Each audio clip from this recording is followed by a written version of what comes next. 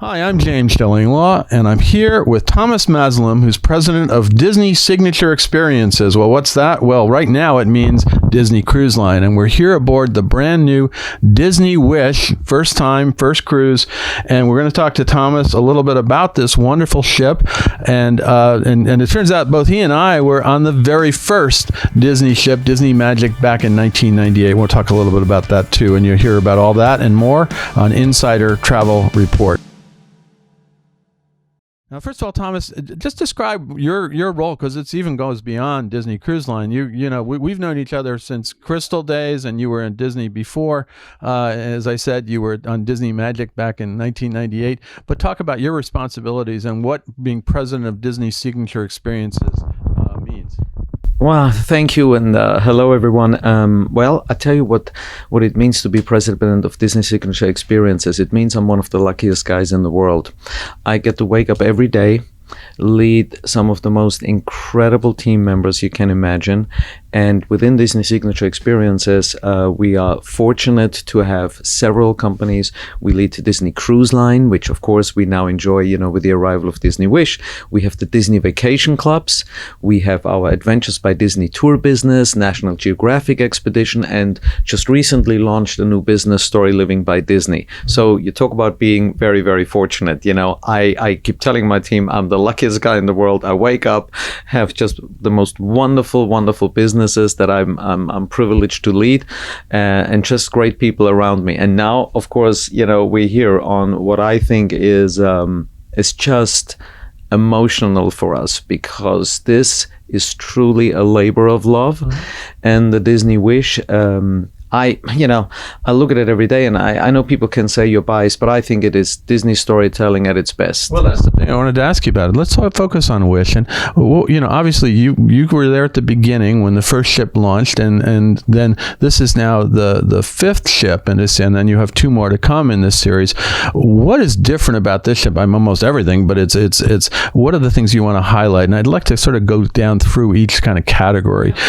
So let's talk about, first of all, the accommodations. I mean, you have a whole bunch of we're actually in one of the suites right now we're talking, but there are other suites. There's an incredible suite in the funnel, 2-level, but talk a little bit about the highlights of the accommodations you offer.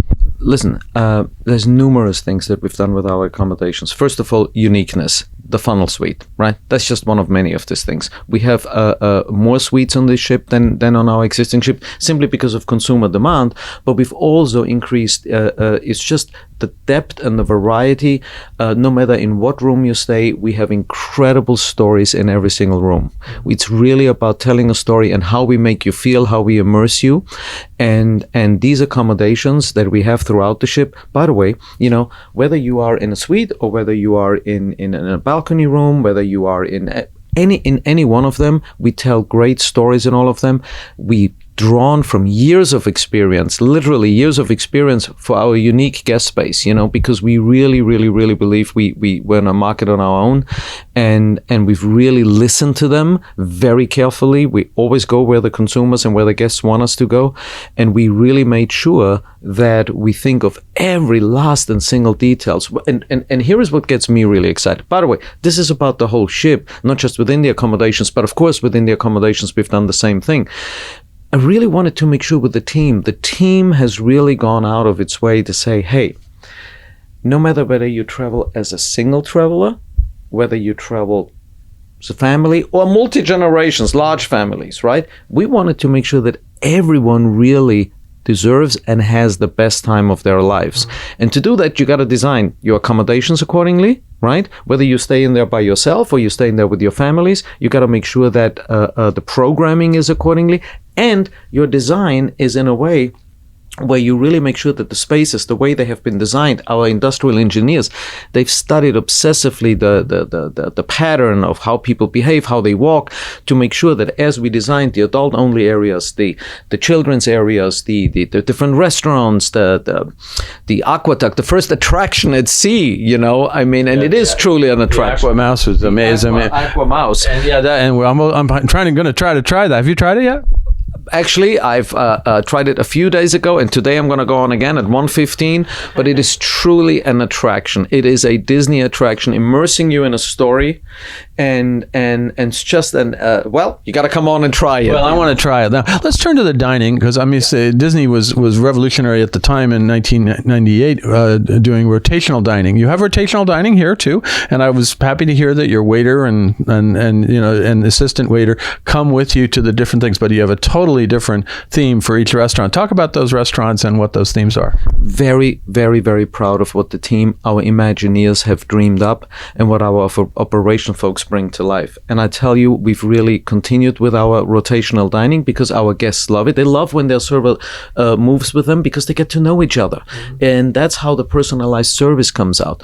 But at the same time, what we've offered here, theatrical dining, Frozen, Arendelle, absolutely taking live theatrical dining to a complete different world, that you've never seen before. Then the first ever, can't tell you how excited I am, can't even believe I'm saying it, I've enjoyed it last night again, first ever Worlds of Marvel restaurant. We're going tonight, so that's it. You're in for a treat, and you talk about, and both of them so immersive. We really immerse you in the story, and you really are your own hero in many ways. And then, of course, 1923, the year when Walt was there last night. A very nice restaurant, beautiful. Thank you. Yeah, 1923. Listen, the year when Walt founded the company, celebrating the golden age of Hollywood, and at the same time, I don't know if you remember, but the design of the restaurant, right? The way we've designed it, it makes you feel as if you're in really small, intimate spaces. And so we couldn't be happier with what we've done in terms of immersive dining on here. Well, you also have a couple of the higher end restaurants, the signature dines, and one new one and one kind of recast one, because everyone knows Palo, but that's a different concept now. Talk about Palo and talk about the other restaurant you have. Absolutely. Palo, little twist on it. It's now on this particular ship. We kept some of the most favorite dishes that our guests enjoy, from the chocolate souffle, to the pasta. I remember that now. Yes, absolutely, to the pasta. But at the same time, it's an Italian steakhouse. So really, really with prime cuts and just beautifully designed. And then we have Enchante, our collaboration with Chef Arnaud Almond from Reims, France, 3-star Michelin chef. So we couldn't be happier, and again, it is all about, we've designed this space. We kept everything that our guests love about a Disney cruise. We really kept it. And then we plussed it up, and we really made sure we introduce a lot of industry firsts and new experiences, from the hero zone to the spaces around. And then the bar. I still have to go to that. People just told me about it. It's the Hyper-Hispanic bar, our Star Wars theme bar. It's not just theme, believe me. We immerse you in that story. It's unbelievable. But what happens is and this is why I get so excited about the Disney Wishes, it's the totality of the whole experience. Because you can choose as your guest. If you're a kid, you can choose where, how, and be your own hero. If you're a guest, you choose how much you want to be immersed in our stories or what you want to do. So it's really about making sure that everybody gets what they really deserve, which is really not just a vacation of their lifetime, but memories that last for a lifetime. And of course, the Disney shows are famous. And what are the shows on this vessel? We have Seas the Adventures, which you will hopefully enjoy tonight. We have a brand new Seas of the Adventures, but also brand new Little Mermaid, exclusively for Disney Cruise Line. And look, I want to be honest with you. We are so proud of our theatrical operations here, because our theaters, they're not just theaters on a ship. They are theaters with the latest technology, an incredibly diverse cast, an incredibly talented cast, and really just like you would see it on Broadway style shows. Beautiful theaters, incredibly diverse cast, triple threats, all of them, so much talent, and unique Disney shows that you can only see on Disney Cruise Line. And of course, I would be remiss if I didn't talk about your kids' clubs, because you're famous for those. Talk a little bit about how they differ on this ship from the previous vessels. we are both with our Imagineers and our operations people. And I want to be honest with you, they're some of my favorite spaces because I tell you, when we walk through, the only thing that adults tell us is, when can we use these spaces, okay? And that's how emotional. That's how I felt on the old ones. I said, that's not fair, the kids got out. Although I guess on one of the earlier version, there was like a whole adult area that was kind of interesting. But all the kid spaces have always been very famous here. This is the most, first of all, when you walk into the ship, you walk into the Grand Hall, which is really a brand new design. But at the same time, we've enabled our kids to literally use a slide from the main space of the Grand Hall and slide into the kids space. And have you done that one? I did it personally. In fact, there is proof. There's a video out there. I'm trying to get a hold of it, but it's so wonderful. But really, within that, there is a Marvel space where they can they be their own heroes. There's a Star Wars space. There's a Walt Disney Imagineering space where you can learn to be an engineer. And we all wanted to early on, right? It's right, an Imagineer. But guess what? You're designing your own roller coaster, and then you get to ride it on a virtual ride. So you can develop your own Aqua Mouse someday, right? You absolutely will. We're gonna train all the future Imagineers here, But it is so special, The nursery, the most darling nursery I've ever seen in my life. So the kid spaces are really in a way where each one of our kids can really say, hey, this is the story where I want to be in, and they can be their own heroes within that story. Well, that's great. Now, we've been working on cruise ships for a while. I know you worked on land too, but what is the flow of this ship? I mean, how does it work in terms of, from what you see? What's different about it from the previous ships? I think we had a lot of courage. Our Imagineers and our operators had a lot of courage. Sometimes it could be easy to just, when you are as successful as Disney Cruise Line is, to just stick with what works. But it's the courage and the audacity, and at the same time, something that already started with Walt Disney. And it really is this. At the core, there's curiosity in the DNA of our company. It's all about curiosity. Walt used to say, we continue to go down new path. And that's exactly what we did with the Disney Wish. There was a lot of curiosity. And at the same time, we really broke with traditional wisdom, the way we designed the elevators, where they are positioned. We studied the walkways to make sure there is no cross traffic. And we wanted to make sure that really we thought about not just sort of like spaces on a vertical basis, but about the horizontal, the entire experience. Well, how do people actually, how do they move when they go from a restaurant to a theater, and what will they see as they walk through, and what is the most and not just what is optimal from an efficiency point of view, but from an experience point of view. So anything more about the space, the experience that you can think of? Yes, and you know what we really wanted to make sure? We really wanted to make sure that in every single space, every inch of this ship, we tell a story. So as you go to our Star Wars bar up here, you will see we obviously we immerse you into that story. But when you then go to another bar like Nightingale's or the Bayou, right? You don't have a shortage of bar on this thing. No. We have beautiful, warm, emotional spaces, drama. It's all in there.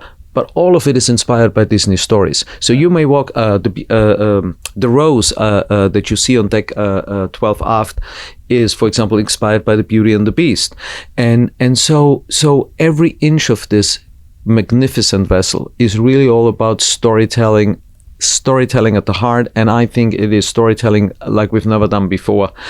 We always are storytellers at Disney. That's what we do. That's what we love to do. We tell stories, but here we bring in so many stories to life, and it's also how we bring it to life. Absolutely, and you have a lot more characters and a lot more stories to tell now with a lot, as Disney has added new ventures like Star Wars and obviously Marvel and things like that. Now, where's this ship going to be mostly cruising initially? This particular ship will be what we call in one of our home ports in Port Canaveral. It will go from Port Canaveral to our private island destination, Castaway Cay, where we are today. As you and I are both on the ship, so I don't know if we're going to get off, but we'll see. We have to. It's paradise, we have to. It's so beautiful. And then to another Bahamian destination, Nassau, and then returns to Port Canaveral. So this particular vessel will be positioned permanently in Port Canaveral, what we call so lovingly one of our home ports. And it is definitely. It was the original port. It was the original itinerary that Disney Magic doing. Now you have your newest and biggest and best ship, I think, doing that as well. Now, anything else you can think of that to tell my 100,000 travel advisors out there about Disney Wish, about what they should know? I think what you want to know about Disney Cruise Line and Disney Wish is that, and I mentioned it before, it is really something where we wanted to make sure that no matter who you are, no matter whether you travel single or whether you travel with a large group, no one has to compromise, because there is something for everyone to do. And it's not just to do to keep you busy, it's really to create memories. And I believe we're going to make people very, very, very, very happy. And for your travel advisors, can't wait to see you on here. I know, and a lot of them are coming on, I think, in the next few cruises. Well, Thomas, first of all, great to see you, because we haven't seen each other in a while. And also great to be back on board a Disney ship. It's been a while for me as well. I was on Disney Magic about 4 times. I was on Disney Dream a couple of times. But, obviously there's been a big gap between now and the new ships, but it's fantastic to be there. And I want to thank you for taking the time to speak with me. Thank you so much. Thank you all out there. Please, can't wait to see you all. And it's great for you to be here. It's great to see you after all these years. I'm James Schillinglaw, and this is Insider Travel Report.